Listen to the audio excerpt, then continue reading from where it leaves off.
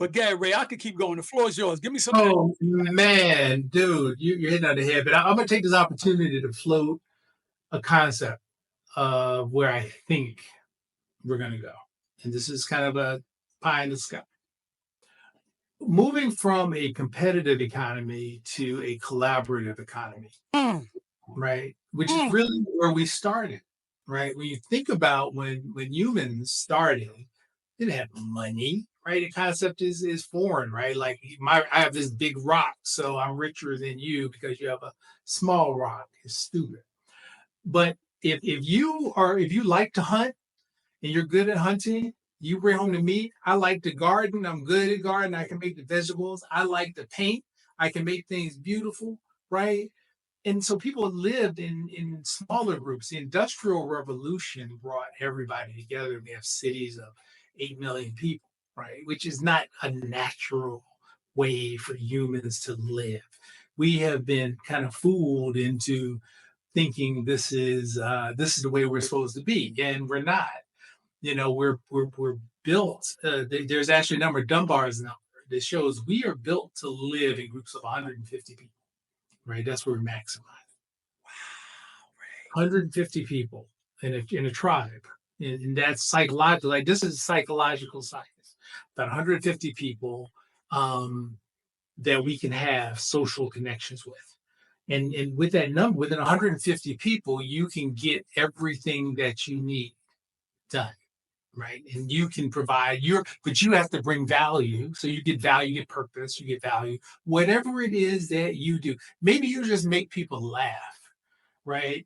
That you're bringing value. Like Ray don't do shit, but he's funny, right? We actually all know that cat, right? And so, but we don't let each other die, right? I think, I remember living in New York and yeah, I saw a guy dying on the street. He had fallen jumped out a window, whatever, and he was dead. And I remember thinking, and I was probably in my 20s, and I walked by Mm, and I was like, and what resonated with me is the fact that I really didn't care. And I was like, mm. has New York done this to me? Like, damn. So, I was like, sucks to be him. And I walk by and I think about how the city living kind of makes us like that.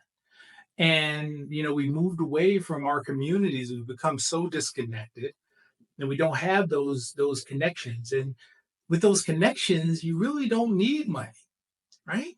Like I wouldn't let you die. Right. You have something you can do for me. I have something I can do for you. Now, it wasn't the most efficient system.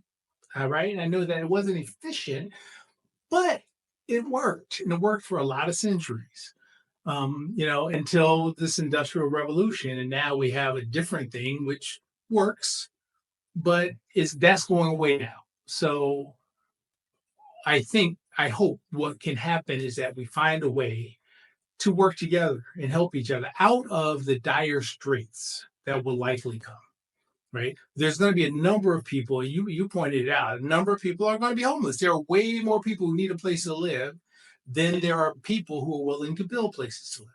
And so at some point, there are going to be a lot of people outside, right? Are they going to work together? Are we going to work together? Are we going to, at some point, say,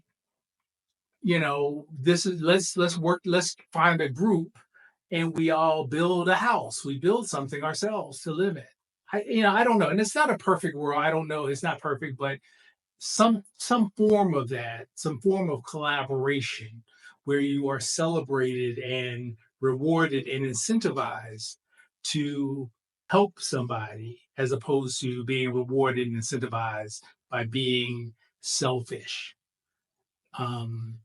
I think is going to be a better way to live. And it's more, and forgive, and I know you probably don't have all Black listeners, but I think that is more of an African mentality, right? It's Yeah. more of a, just an indigenous people's mentality, right? I remember hearing one time, it struck me that, we always wonder why the Indians would sell Manhattan for a quarter, right? Because they didn't understand that you could buy land.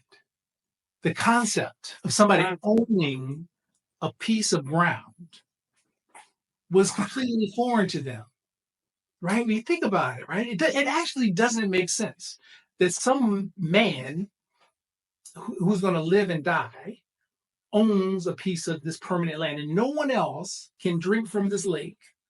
No one else can feed their horse on this grass. No mm. one else can eat this apple off this tree because you have drawn an invisible line around this area. By and large, we've gone into a, which is really weird, right? But it's intentional. You know, if you don't care about the next man, then then the government can is control, right? Do it all. So if I know I can count on my brother, I don't need the government, right? But because I know I can't count on my brother, like if I'm hungry, like, and I think about it, I saw recently, and I have not been, but in when you go to like UAE and Dubai, their stores have a section where the food is free.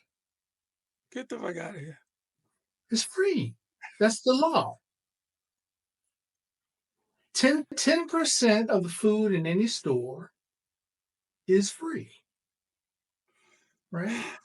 Now, but because you're not selfish, yeah, I wouldn't take it. If you can afford it, don't get the free food, Right, exactly. right? Don't get the free food. Don't do that. Just don't do that, right? That's for the people who can't, who need a little help right now. They just go there and get the free food. No, no, don't have to steal. No harm, no foul, right? So the part of social media, to your point, is that it creates a sense of lack that I'm not doing as well as everybody else. Everybody else is doing better than me. It feels like everybody, because all you see is the highlight reel. So it feels like everybody's Yeah. doing well. And except for me, nobody's doing bad off. And so I'm doing bad off. That entitles me to get mine, however I got to get it. If I got to lie, cheat, steal, it's part of the culture. And unfortunately, I hate to point fingers, but it does come back to this kind of Eurocentric, um, mentality of take, take, take. There's not enough, and so hopefully we'll be able to get back to an Afrocentric um, mentality of you're born enough.